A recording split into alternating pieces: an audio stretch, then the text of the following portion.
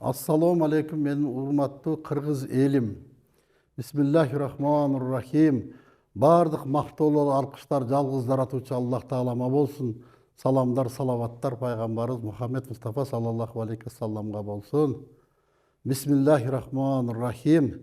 Бүгүн мен сиздерге өзүмдүн ниетимди, өзүмдүн тилегимди, өзүмдүн болгон максатымды айтып берейин. Менин тилегим ушу элге чыгып айтайын дегеним. Кудай Тааламдын бар экенин даңазалоо, Аллах Тааланын бар экенине ишендирүү. Бул тууралуу Кудайга шүгүр 18 000 ааламдан канчалаган пайгамбарлар өткөн. Аллах Таалам түрдүү диндерди, түндүү пайгамбарларды жаратты. Ошолор аркылуу өзүнүн динин, өзүнүн өкүм буйругун адамдатка жеткизди. Азыркы мезгилде биз деген чоң бир кыйынчылыктардан өттүк. Атеизм деген, динсиздер, кафырлар, коммунисттердин доорунан өттүк. Кудай жок деп окутту, дин кармаган адамдарды коркутту, сабады, түрмөгө камады, атып салды. Динден кайтасың деди. Биздин улуу аталарыбыз камалгандары болду, атылып кеткендер болду. Бир гана Кудай деген үчүн гана динди карманам дегени. Эми ал замандар өттү. Кудайга шүгүр, азыр эгемендүү, эркин заманда жашап атабыз. Мунусуна биз ушул ааламда төрөлүп жаралып калганыбызга Кудайга шүгүр дейбиз. Эми мен муну менен эмнени айткым келип атат? Ошолордун саркындылары бар. Ошол коммунисттерден таалимдерди алганбыз, билимдерди алганбыз. Аллах Таалага сыйынба Лейлин атам дегенбиз. Лейлин атам оку деп айткан деп. Аны Лейлин айтпай эле пайгамбарыбызга оку деп айтылган экен. Менин бүгүнкү айтайын деген ниетим ушу. Кудай Тааламдын бар экенине ишенели. Аллах улук. Кудай Тааламдын колунан келбеген эч нерсе жок. Ааламды Аллах Таала жаратты, ааламга бизди жаратты. Ошон үчүн Кудай Тааланы даңазалоо менин тилегим. Ал эми менин ниетим ушу динди колдон келишинче пайгамбарыбыз үйрөткөндөй деңгээлде биздин мекендештерге, мусулман пенделерине жеткизүү. Биздин молдокелер, аалымдарыбыз күнү түнү мечиттерде таалим баяндарды куруп атат. Бул кишилерге рахмат, Алла ыраазы болсун. Булар теорияны айтып, хадистерден далил баяндарды айтып берип атат. Мен дагы ушу динге кошкон салымым, өзүмдүн ушул 30 жылдык тажрыйбамда адамдарды дарылап келатам. Ошондо көргөн билгендеримди мен дагы айтып, динди карманыңыздар, дин менен жүрүңүздөр деп. Бул дин арабтардык эмес, пайгамбарыбыздын араб улутунда экени чын, буга талаш жок. Бирок дин арабтардык эмес. Бул адамзатка түшкөн дин. Мен өткөн бериде дагы айттым, арабтын кандай укугу болсо Куранга, менин дагы сиздин дагы ошондой укугуңуз бар. Кыргыз бир туугандарыбыз динге келбей жүргөндөрү да бар. Биз теңирчибиз, биз башкабыз деп. Эми бул Аллах Тааланын акыркы өкүмү экен.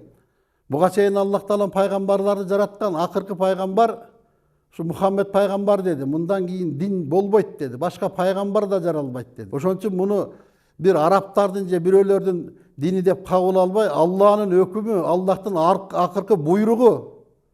Ошо мусулманчылыкты кармаган адамдар көп болсо, акырет кеч болуп, кырсык нерселер аз болот деген. Ошон үчүн биз дагы мусулман катары мусулмандарды динге чакырганга аракет кылабыз. Ал эми үчүнчү менин максатым ушу биздин элдик медицина, табып деген илимди азыркы заманда табып илими бар деп тутунуп сыйлаган адамдар бар. Кыргыздын тарыхын билбеген, жок деген адамдар бар.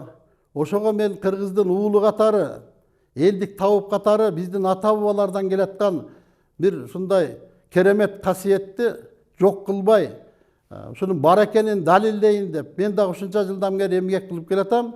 Бул биздин ата кесип. Бул жерде мен деген сөз жок. Мен дайым айтып атам, Кудайга тооба дейм. Бул жерде Кудай деген гана сөз бар. Мен Кудай Тааламды даңазалагым келет. Экинчи, Кудай Тааламдын жараткан дини бар. Ислам дини, Куран бар деген. Үчүнчү, биздин ата бабалардан келаткан кыргыздарга, башка элдерде да бар. Мен өзүм кыргыз болгондон кийин кыргызды гана айтам. Кыргыздарга таандык илим бар. Ошол илимди да туура эмес кармап, адамдардын болгон ишенимин кетирип, чындыкка жакындабаган нерселерди айтып, анан кой элдик медицинаң болбойт, табың көз ачык жана башка дегендей бир сын пикирлерди айтып, анан ошого мен дагы өзүбүздүн ата бабалардан келаткан илимдин болгон далилдерин айтып берейин деп ушул эфирден чыгып атам. Негизи биз кыргыз тектүү элбиз. Адамзат жаралгандан бери жоголбой келаткан улуу эл. Мен ушуга далил катары азыр тарыхтын баары Кытайдан чыгып атат. Мага дагы ушу биздин бир молдекебиз, кыргыз, мусулман молдекебиз. Кытайда да бир макала чыккан экен кыргыздын тарыхы боюнча, Кытай тилинде. Ошону Кытай тилинен араб тилине которуп, орус тилине которуп, анан мага келип берип атат. Мына Кубан сен айтып жүргөнүң кыргыздын тарыхында бар экен деп. Мен башка тарыхтардан угуп жүргөм, бул бирок мен үчүн дагы чоң табылга болду, далил болду менин айтып аткан нерселериме. Бул жерде мен бир аз кыскача айтып берейин, мунун баарын мен айтып бере албайм. Анча-мынча гана жерлерин сиздерге окуп берейин. Кыргыз эмчилигинин тарыхы дейт. Ушул китепти алып окусаңыздар болот. Биз сыймыктаната турган, биз ишене турган далилдер бар экен. Бул жерде биздин ата бабаларыбыздан келаткан кесипти кармаган кыргыз тауптарынын аттары бар экен. Көптөгөн аттардын. Кимдер кайсы жылы төрөлгөн, канча жыл эмгек кылган, ушунун баардыгы бар экен тарыхта. Бул далил. Андан кийин бул жерде дагы биз кубана турган нерсе 81 оорунун аты бар экен кыргызча. Биз ушул аттарды билсек, анан ушулар менен дарыласак шифа болот экен. Бул жерде анча-мынчасын деле айтып коеюн. Жел куяң, жел кабыз, жел жүгүрүк, кызыл жүгүрүк, котур, сасык тумо, кара тумо, жел өпкө деген түрдүү 81 түрдүү аттар бул деген кандай нерсе бул? Мына биздин медицинабыздын, кыргыздардын медицинасы болгон деген нерсеге далил болуп атат бул. Элдик табыптарды кандай кылып тарбиялаган, кандай кылып окуткан? Бул өтө маанилүү. Илгери ушу биздин бир ар бир жерде, бир эле биздин Кыргызстандын эми булуң бурчунда ар кандай өрөөөндөр бар, ар жерлер бар. Ошол жерден бир өрөөндүн аксакалдары, сакалдуу акылман карыялар өздөрүнөн бир 16 жашар баланы алып, Улукман Аким деп коет. Табыптын бири Улукман Аким деген болгон. Ушуга берген экен. Мына балабыздын сөөгү биздики, эти сеники деп. Ушул балабызды тарбиялап, дарыгер кылып окутуп бересиң деп.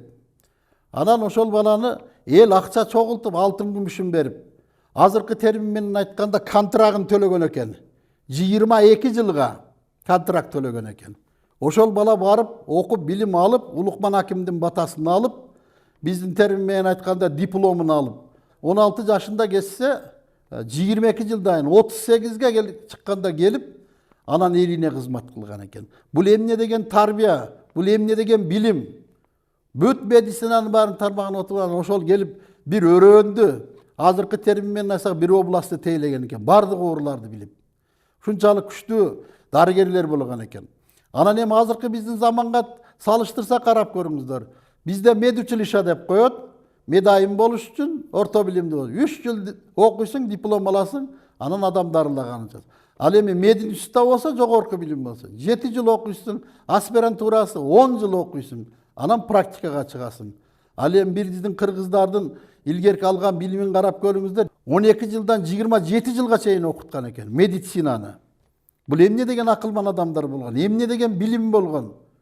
Ошолор келип анан бир областты, бир мамлекеттин 3/1 дарылагандай күчтүү табыптар болгон экен. Бул Кытайдын тарыхында жазылып атат, кыргыздын тарыхы.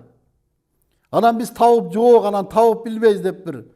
Бул деген биздин кыргыздын намызына тие турган нерсе да, тексиздер мындай. Кыргыздарда айтып коет, жет атасын билбеген адамды кул дейт. Ал эми жет атаңды билсең, сен тектүү де. Себеп кыргыздар биз тегибизди билишибиз керек. Тегибиз тектүү, илимдүү, билимдүү элдин урпагыбыз.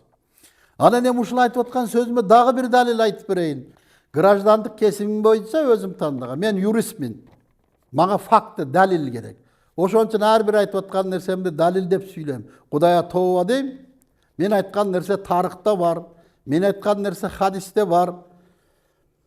Далилсиз мурдага берүүлөрдө да айттым. Бир сөз айта албайм мен. Далил менен айтып берем. Омор Султанов деген кыргыз элинин жазуучусу болчу, бүт мусулман дүйнөсүнө таанымал атабыз болчу, акылман, акым болчу. Ошол ата бир жолу бир мүмкүнчүлүк болуп жолугуп калдым. Ошол киши өзүнүн жазуучулар союзунун төрагасы болчу. Ошол жерге барып анан таанышып калдык. Анан менен сурап атат: улум, эмне касиетиң бар? Сен адамды дарылайт" деп. Ана мен өзім білгендімнің барын айтып, шындай қылып, шындай дарылайын деп айтып берсем, тоба, рахмат балам. Мен бұл қасиетті жоғылып кетті деп ойладым әлі.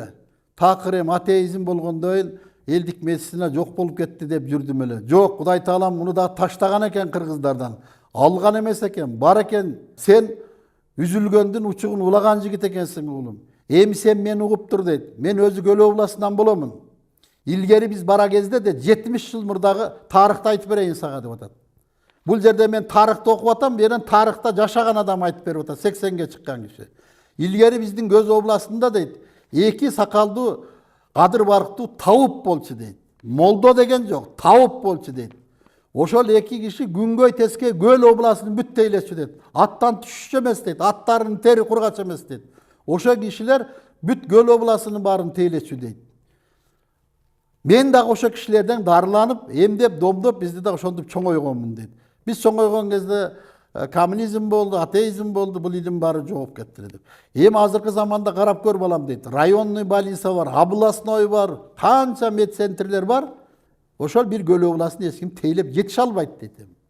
Бул жерден баа медиктер билбейт деген жок, ошончо көп дарыгер болсо дагы тейлей албайт деп. Ана жана мен тарыхтан окуган табыптарды ошо киши айтып атат. Ай мен көргөнмүн ошондой Көл обласы боюнча экеле табып болгон деп. Жанага мен айтып аткан 22 жыл, 27 жыл окуган аталар ошолор экенбиз. Биз ошолордун урпагыбыз. Мен эгер 30 жыл киши дарыласам, ошонун 22 жылын илим үйрөндүм, окудум мен 22 жыл. Мен бул тарыхтын чет чекесин билчен эмесмин. Анан күндөн күнгө тажрыйба алып, башка жактан китептерден окуп, улуу кишилердин акыл кеңештерин алып, карап көрсөм, мен ошо жүрөгүмдө сезип, мен быш элекмин, мен жетише элекмин деп 22 жыл билим алдым, мен окудум. Анатомияны окудум, физиологияны окудум, психологияны окудум, кыргыздын тарыхын окудум, динди окудум, мыйзамды окудум. Ушундай көп илимдерди үйрөнүш керек экен. Жана биздин атабызды улукмандар, акимдер окутканда ушулардын баарын үйрөткөн экен. Анан ошондон барып анан тауып десең эле бирөөнүн тамырын кармап эле сүп десең эле айыгып кете бербейт экен. Ага көптөгөн нерселерди билиш керек экен. Бул жерде сөз айтылып атканда бир эле мен жөнүндө болгон жок. Мен эмес, бул кыргыз деген сөз бар. Кыргыздын элдик табыбы деген сөз бар. Сөз илим жөнүндө болуп атат. Мен ошол 30 жылдык тажрыйбамдын 22 жылын изилдөө менен өткөрдүм. 22 жылдай мен өзүмө толук ишенип болду деп анан дарылай баштадым. Эгер быйыл мен киши дарылаганым 30 жыл болсо, мен 8 жыл болду практикага чыккандым дегендей. Ал эми бирок мен 1-чи жылдан баштап эле адам дарылап келатам. Мындай айтканда студент кезимден бери эле дарылап келатам. Диплом өзüm разы болгонум 22 жылда мен эми каныктым, эми билдим деп, анан элге мындай жарыкка чыгып адам дарылап атабыз. Эми табыптар боюнча маалымат айтсам, жана башка сөздөрүндө айтып кеттим, бизде ата-бабабыздан калган ушу баалуулук кесипти жоготуп атканы кээ бир адамдар башаламан кылып, эми табып деген илим боюнча бүгүн мен сиздерге бир кенен айтып берип, анан мындан кийин бул темага келбейли. Табыпты бар жок деп талашпайлы. Кыргыз табып деген илим бул кыргыздардыга Аллах Тааламдын өзүн сүйүп бир ырылап, энчилеп берген кесип экен. Мен ошого колуман келишинче далилдерди айтып берейин дедим. Эми ушу табыптар кандай болот? Адамдар табыптарга ишениш керек. Кандай болгон кезде табыптар өзү 3кө бөлүнөт. Мен билген окугандан. Биринчиси сыныкчы деп коет. Булар сынгандарды, чыккандарды салган касиеттүү адамдар болот. Кудай Таалам өзү бир касиет берген болот. Сыныкчылар, булар Костоправ деген сыяктуу ошол.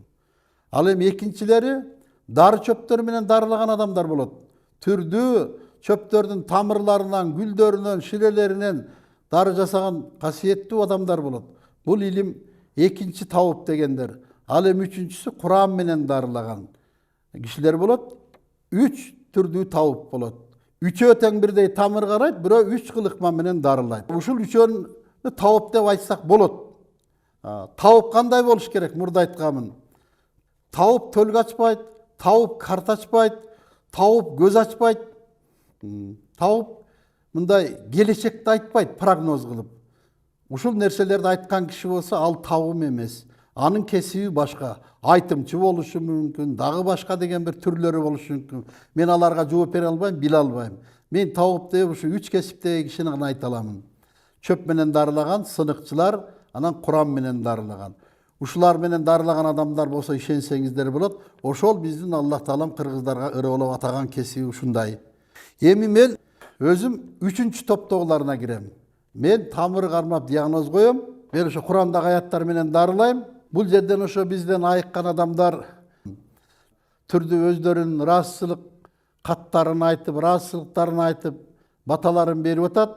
Булардын ушул эфирге чыгып айтып аткандын биринчи максаты соопчулук үчүн. Ушуну туура түшүнүңүздөр. Бул жерде реклама, шоу деп андай нерсе жок. Эгер биз реклама, шоу кылып алсак, кимди реклама кылып атабыз? Кудай Таалам бар, Кудай Таалага ишенгиле деп атабыз. Экинчи, динге ишенгиле. Үчүнчү, Кудай Таалам бизге шыпа бере турган дарыгерлик кесипке гана ишенгиле болду. Адам жөнүндө сөз жок. Бул кесип. Биз бир эле адамбыз, пендебиз биз. Бизден айыккан адамдар ошол мына меңа деген врачтар түрдүү диагноздорду койду, операция деди, химия деди. Бул жерде медицина билбейт, аткара албайт деген сөз жок. Мен мурунку кездерде дагы айтканмын. Ошондой жактардан айыкпай калганда келдим, зикир чалдым, дайрат алдым, усул кылдым, Куран жаттадым.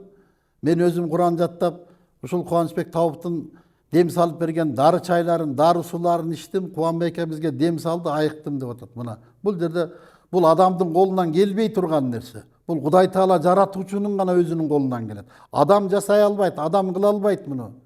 Кудай каалабаса.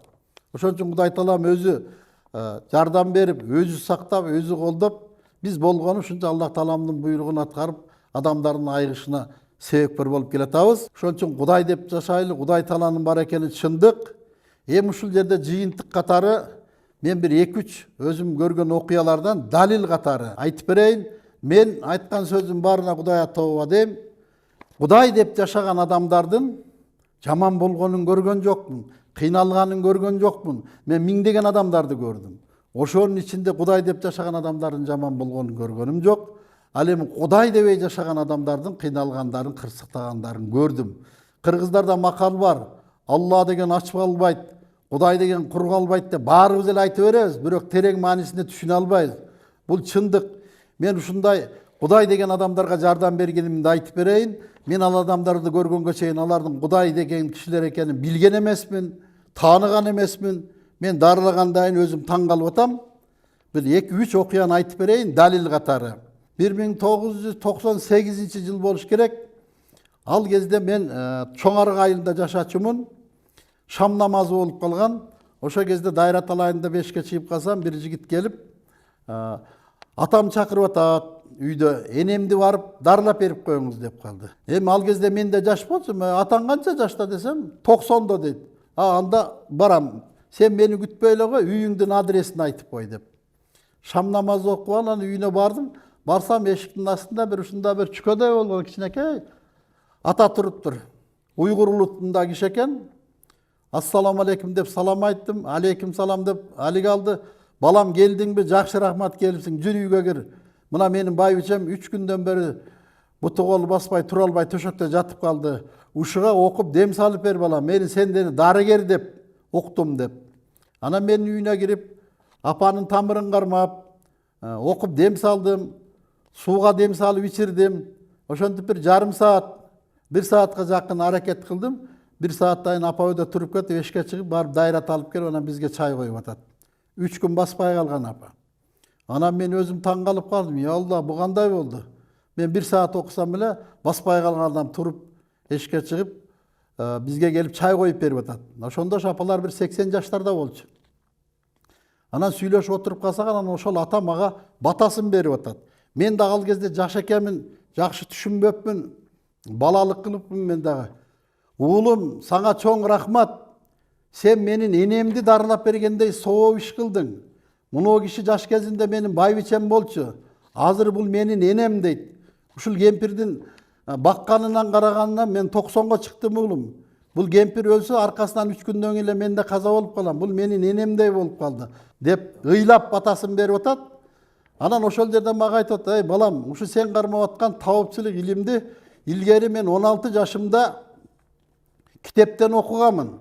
90го чыкканда бул илимдин күчүн көрдүм" деп. Эми ошо мен жаштыкта өкүнүп атканым, кайсы китептен окудуң деп сурап койбоймунбу? Каяктан окудуңуз деп билбейм да. Эми окуса окуптур да деп. Анан батасын берип, балам бул илим кафырларда да бар, Куранда бар деп атат. Кафыр менен мусулмандын айырмасы, мусулмандарда шарият бар, кафырда шарият жок. Ошон үчүн мусулмандардыкы бир аз күчтүү болот, эч кимге айтпана мусулман күчтүү деп. Сен 5 вакыт намазыңды таштабагын балам. Намаз сенин өмүрүңдү узартканга себепкер боло турган. 5 вакыт намазыңды окуп, бул илим миңден бир адамга токтой турган илим. Сен кармапсың балам, бекем кармагын деп. Анан мен кетип калдым. Бир айдан кийин ушу Чоңалык жакта бир аксакал киши каза болгон экен, ошонун тазиясына Куран окутканга бардык. Ошол жерге барып, эл келген жерде мен да кирип отурсам, анан Куран оку дегенде, мени тааныган кишилер айтып калды, Кубанбай аке, сиз окубайсызбы Куран деп. Анан мен айттым, бизде да звания деген бар, чоңдор бар. О, якта генералдар отурат. Мен лейтенантмын деп тамашалап койдум. Ошол жерде Закир ажы деген уйгур улутундагы Куранды 2-3 түргө котора алган ажы киши бар эле. Азыр деле бар ал киши. Анан айттым, ой, Закир ажым, сиз окубайсызбы десем, жок, менден да катта чоңдор бар, алар окусын деп калды. Анан мен таң калып калдым, мен үчүн эң чоң киши деген ошо Закир ажы болчу. Бул Закир ажыдан да каттасы кандай болду экен деп. Анан 4 күйдөн бир ишиге жол берди, анан бир улуу киши экен, окуду, аябай чоң суроо окуду кырааты менен. Анан мен эңкейип отуруп карадым. Карасам, баягы мен үйүнө барган Чүкөдөй деген ата ошол киши Куран окуп атыптыр. Анан эшикке чыкканда ошо Закир ажыдан сурадым. Ажеке, бул киши ким десем, жаштар силер тааныбайсыңар да. Бул Абдыкерим деген кары дейт. Кары деген профессор Куранды жатка билген киши болот. Азыркы Каракер менен илгеркилердин айырмасы бар. Алар оор шарттарда Куран жаттаган. Илгери Абдыкерим кары келатат дегенде адамдардын баары жолдон каччу. Ушунчалык кадыр барктуу адам болчу. Карылык деген бул хор экен балам. Азыр эч ким тааныбайт Абдыкеримди. Анан мен айттым, ажеке, мен баягы күнү бул кишинин үйүнө барып байбичесин дарылап бердим эле. Мунун кара экенин билбей, аябай чоң молдо болуп алыптым эле, кырааты менен Курандарды окудум эле.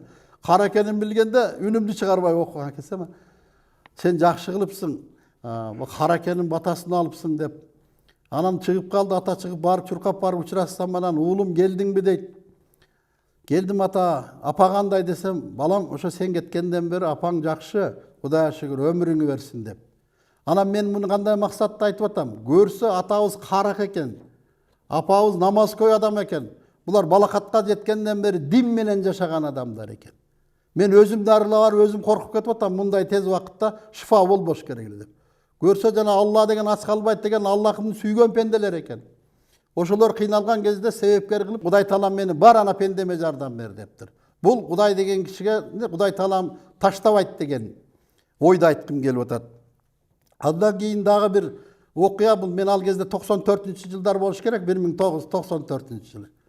Ошо кезде бир түнүндөсү бир жигиттер келип, энебиз ооруп атат эле, сиз жөнүндө угуп калып, азыр алып кел деп атат деп. Түнкү саат 2-де келип алышыптыр, 12-ден өткөндө. Анан бара албайт элем десем, энем катуур эле баса албай атат. Жашы бир тобулуу жаштагы апа.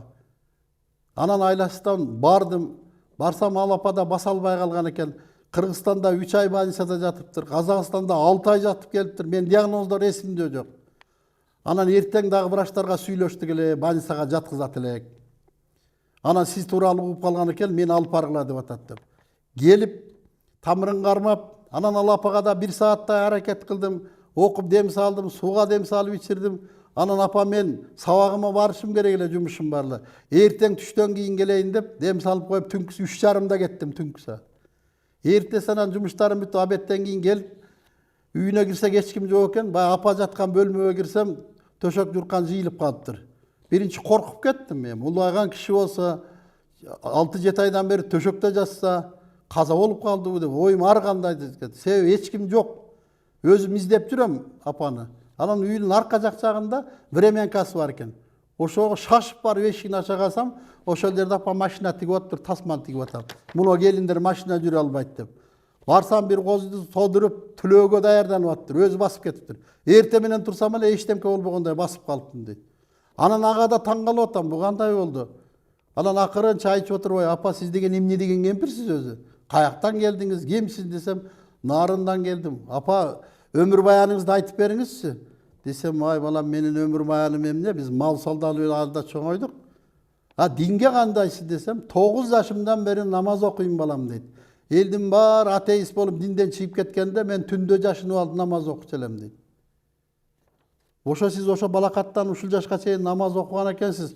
Кудай таалам сизди жакшы көрөт экен апа. Мен сизди дарылап кайра өзүм чочуп коркуп атам мындай болбойт. Себеби Кудай тааламдын сүйгөн пендеси экенсиз. Ошон үчүн Аллахым сизге шифасын бериптир деп. Мен дарылап коюп сабагыма кеттим, апа нарынга кетти, ал апанын атын мен билбейм. Же сурап албаппын мындай деп. Ушундай касиеттүү адамдарга Кудай өзү сүйгөн пенделерине эч бир жамандык кырсыкта таштабайт экен. Андан кийин бир акыркы окуяны айтып берейин. Мен муну окудум, муну көрдүм, муну себепкер болдум деп айтам. Илгери бул дагы бир 94-95 жылдар болуш керек.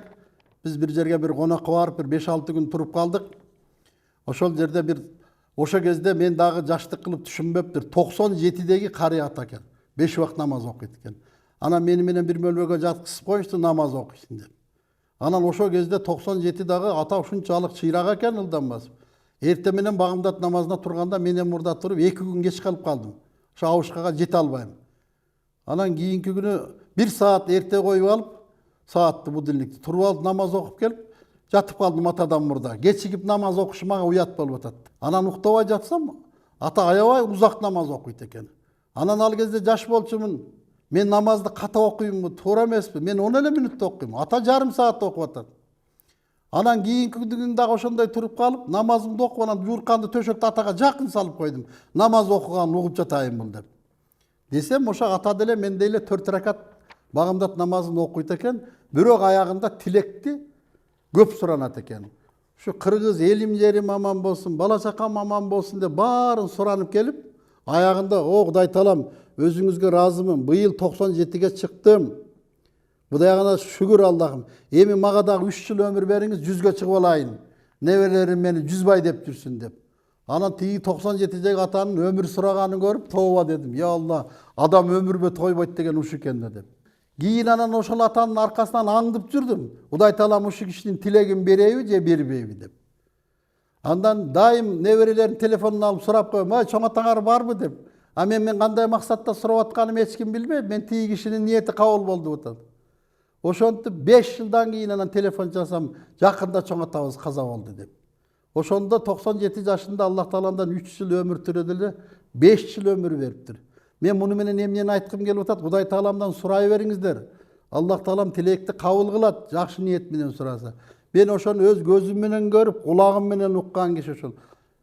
Аллах тааламдан 3 жыл өмүр сүрөдү эле 5 жыл өмүр берди. Кийин каза болгондо 102ге чыкты деп коюштур. Муну менен эмнени айткым келип атам? Кудай таалага толук ишениңиздер. Ниет тилектерди кабыл кылат. Кандай тилек суранса дагы жакшы ниеттерди сурансаңыздар. Кудай деп жашайлы. Кудай тааланын бар экенине ишенели. Менин айтайын деген бүгүнкү ниетим, тилегим ушул болчу. Заманыбыз тынч болсун, кыргыз элибиз, кыргыз жерибиз тынч болсун.